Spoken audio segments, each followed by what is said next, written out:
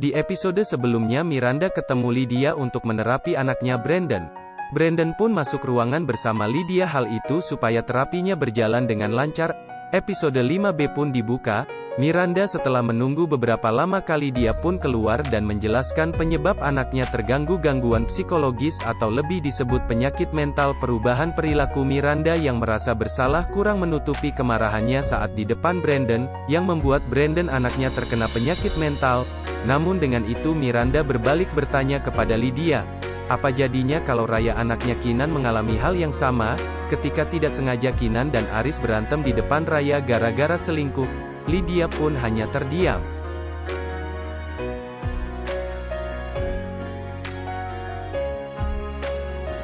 Malam pun tiba, Kinan yang sedang menemani Raya sambil dibacain dongeng. Kinan melihat Raya wajahnya seperti lagi sedih, hal itu membuat Kinan bertanya.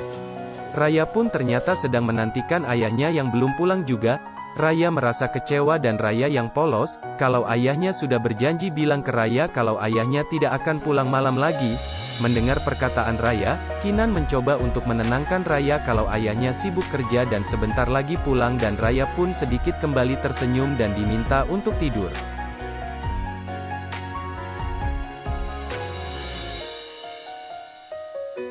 Scene berpindah ke Lydia yang sudah berada di parkiran, lagi menunggu Aris untuk bertemu, dan menjelaskan maksud dari perkataan Miranda kemarin.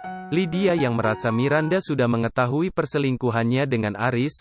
Aris lalu menjelaskan kenapa Miranda bisa mengetahui perselingkuhannya, bahwa Miranda yang tidak sengaja melihatnya selingkuh di dalam mobil dengan dia.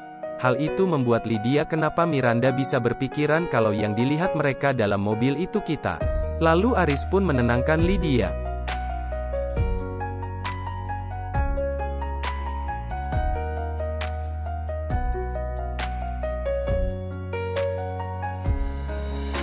Esoknya Kinan mencoba meminta data yang sudah ditemukan Lola.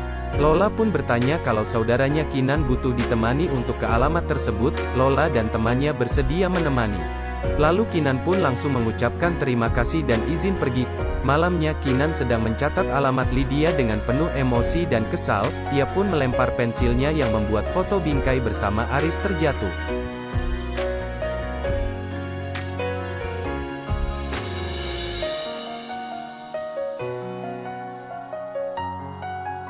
Keesokan harinya Kinan pergi mencari alamat perempuan itu ke Bandung, dan menanyakan kepada resepsionis hotel, dan Kinan hanya dapat informasi bahwa perempuan itu seorang psikolog. Tiba-tiba ada seseorang yang menemuinya dan Kinan pun berpura-pura menjadi saudaranya Lydia. Karena tidak ketahuan namanya, Kinan pun memakai nama samaran yaitu Sari, dan Kinan pun izin pergi kepada seseorang yang menemuinya. Setelah Kinan pergi ternyata orang yang menemuinya tadi adalah teman dekatnya Lydia. Ia pun langsung menghubungi Lydia kalau ada seseorang yang mencarinya dengan disebutkan ciri-cirinya kepada Lydia, dan Lydia pun berpura-pura mengenali orang yang mencarinya itu kepada temannya dan bertanya-tanya lagi. Di tempat lain Aris yang sedang berada di apartemen bersama Lydia. Lydia terlihat seperti orang ketakutan karena ia mulai terancam dengan Kinan yang sedang mencari yang terus. Lalu Aris menenangkan Lydia agar jangan terlalu khawatir. Lydia yang takut jika nanti ada Kinan memasuki kamar apartemennya karena diliputi kekhawatiran. Lydia mencoba untuk tidak apa. Akan tetapi Aris terus menenangkannya. Kalau Kinan dengan kondisi hamil besar tidak akan berani mempertaruhkan keselamatan baginya dan dirinya untuk pergi jauh-jauh ke Bandung, dan seketika Lydia merasa tenang di pelukannya Aris.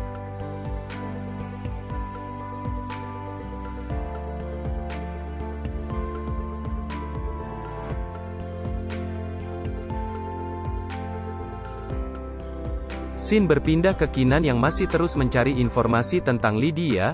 Dan ketika Kinan lagi mengali informasi tentang Lydia, tiba-tiba Aris pulang dan Kinan langsung segera membereskan catatannya. Ketika Aris mencoba untuk membuka informasi di laptopnya Kinan, Aris meminta Kinan untuk mengambil cemilan di bawah, supaya Aris bisa leluasa mencari informasi tersebut yang sudah disembunyikan istrinya Kinan.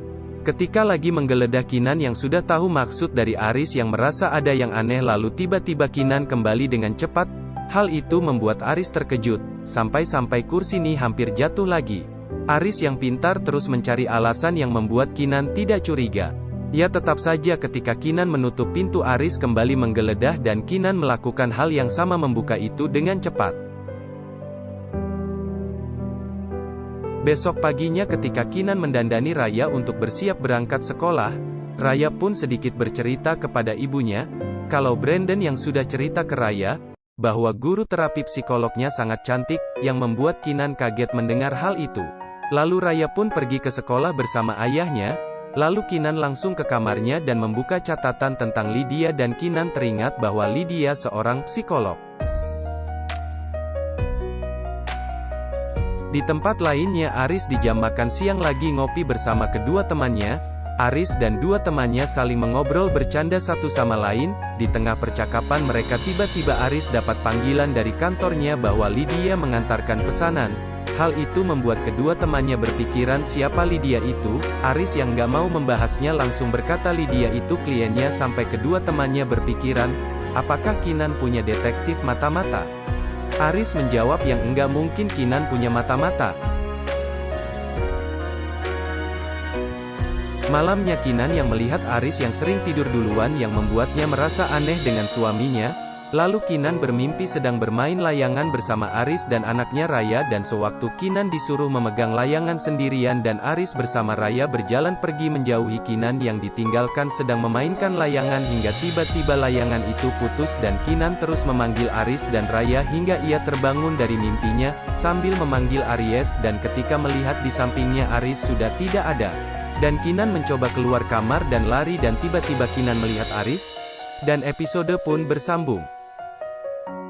Terima kasih telah menonton video alur cerita film Layangan Putus, dan nantikan kelanjutan alur cerita film Layangan Putus selanjutnya hanya di channel Film Oke, dan terima kasih.